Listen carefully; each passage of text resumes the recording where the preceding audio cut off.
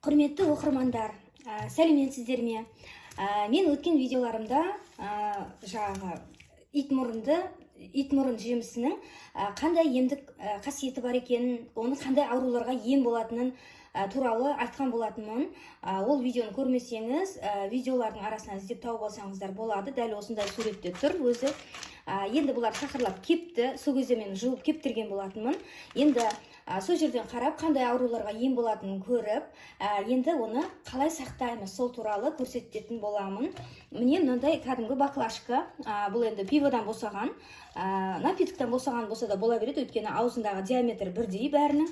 Бұны бір күн бұрын, 2 күн бұрын жуып, ішін кептіріп қоясыздар. Іші өте құрғақ болу керек. Әйтпесе ішетіндегі ылғалдар қалып қоятын болса, мына итмұрын көгеріп кететін болады. Сондықтан әбден сақырлатып кепкенше қоясыздар. Содан кейін осылай салып қоямыз.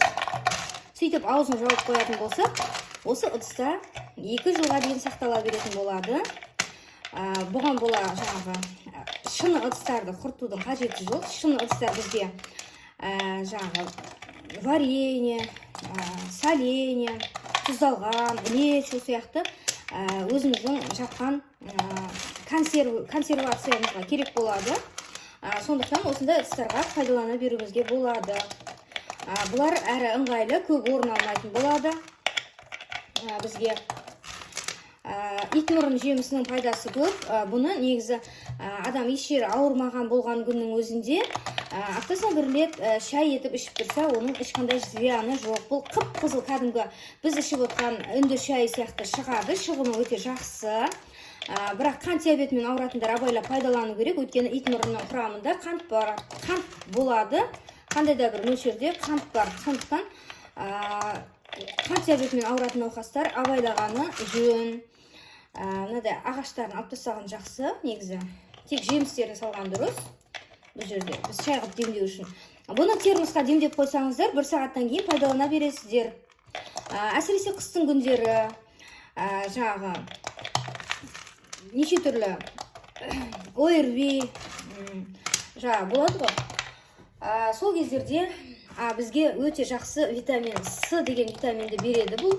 Сондықтан аурудан аман болуыңызға көмектеседі. Негізі адам өзін-өзі күтіп жүрген уақытта ғана ауырмайды. Сондықтан денсаулықты күтуіміз керек. Не, әлі көрдіңіздер ме?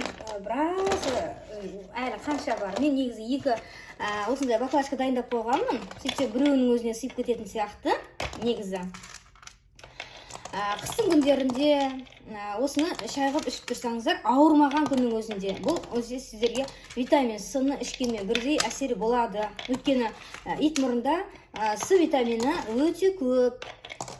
Сосын термосқа демдеп қойсаңыздар түнде азанда қып-қызыл болып шығып тұрады. Соны кәдімгі шай ретінде іше бересіздер. Негізі түнде термосқа демдеп қойып, молырақ салып, сол кезде азында бүкіл отбасы мүшелерімен кәдімгі таңғы шайды осы шиповникпен ішсеңіздер болады. Өте пайдалы жемістердің бірі. Итмұрынның шайы керемет.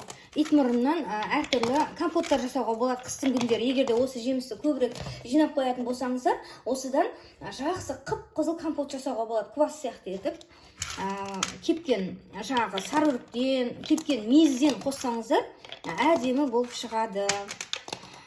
Негізі көбірек кептіретінім сол. Мен шай қылып та ішем, компот қылып та ішем. Негізі мен итмұрынды өте қатты жақсы көремін. Итмұрын біздің ауламызда өсіп тұрады. Ерте көктемде гүлдейді ғой. Сол гүлдеген гүлінің өзінен шай демдеп ішсеңіз, кәдімгі роза гүлінің иісі шығып тұрады, әдемі ғой. Мен сол шайларды жақсы көремін. Негізі мен табиғи нәрселерді жақсы көремін. Андай дайын нәрседен гөрі табиғи нәрселерді ішкен жақсы көремін. Өйткені қазіргі нәрселердің көбісі зиянды тағамдар көбейіп кетті. Газированный жаңағы напитоктардың өзі, оларға қосылып жатқан қанттың құрамы біздің үйде жеп отқан қанттың құрамымен бірдей емес. Ол өте зиянды, арзан қанттан жасалады. Сондықтан ода өте зиянды нәрселер бар. Ал үйде жасайтын болсаңыз, кәдімгі үйде пайдаланатын қантты, онда қатты зияны болмайды. Және сіз өзіңіз қалауыңызша ғана қосасыз оны. Мынаның барлығы бір баклажкаға сиып кететін сияқты болып көрініп тұр маған. Енді құрметті көрермендер, егер де осы ит мұрынға байланысты сұрақтарыңыз болса, комментарийға қалдырыңыздар. Компот жасау туралы білгілеріңіз келсе, негізі мен компотты қыста жасаймын, өйткені қазір күз мезгілі. Қазір витаминдер өте көп бізде. Онсыз да біз қарбыз, қауын, барлығын помидор, огурцы, жаңағы кез келген көкөністі пайдаланып жатырмыз. Көрдіңіздер ме? Әлі жартысына да келген жоқ. Әлі қаншама орын бос. Мынаның барлығы бір лапашкаға сиіп кететін сияқты. Біреу менде келіп тұра береді. Өйткені мен әлде алда көп нәрсе кептіремін. Соларға сиіп кетуге, жаңағы кепкен нәрселерді салуға ыңғайлы болады. Мынандай ағаштарын алып тастап жатырмын. Негізі ағаштардың бізге керегі жоқ. Бізге тек осындай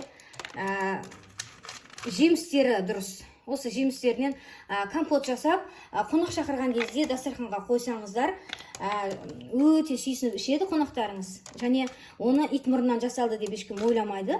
Және мен тек ит мұрнының өзінен емес, оған сарыөрікпен мейіз қосып жасаймын. Бізде жүзімде, сарыөрікте біздің ауламызда өседі.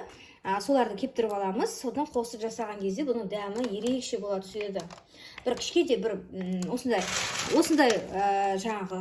ғана ит мұрнынан көп компот шығаруға болады.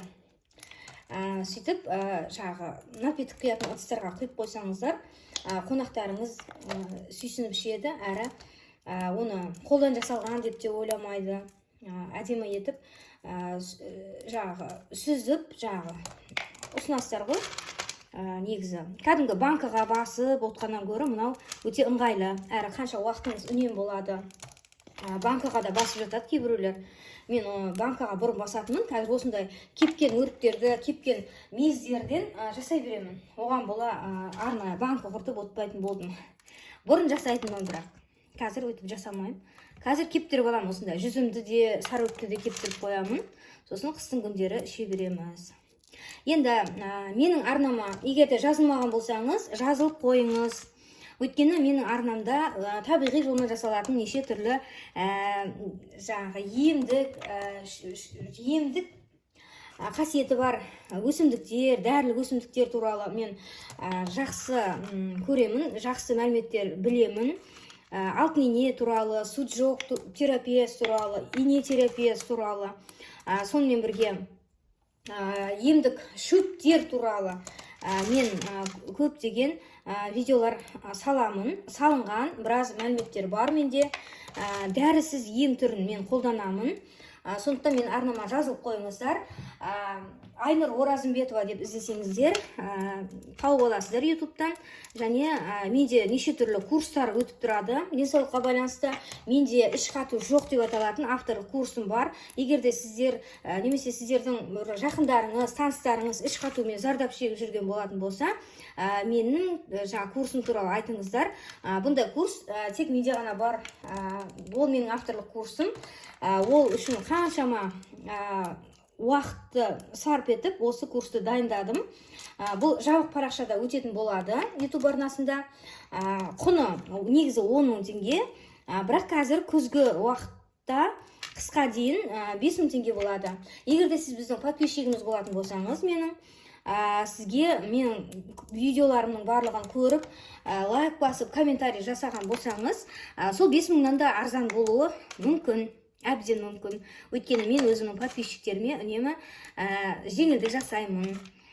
Менде әзірге тек қана продажада іш қату жоқ деп аталатын курсқа ғана жеңілдік бар. Басқа да курстарым бар негізі, бірақ осы курсқа жеңілдік болып тұр қазіргі кезде.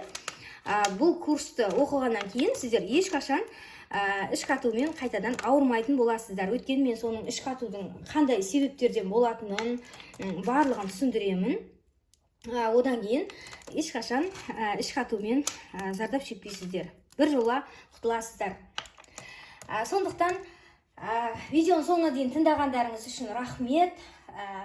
Ұнаса лайк басыңыздар, комментарий қалдырыңыздар. Сіздермен бірге болған Айнұр Оразымбетова. Ауырмаңыздар, дендеріңіз әрдайым сау болсын. 364 түрлі аурудан аман болыңыздар, сау болыңыздар.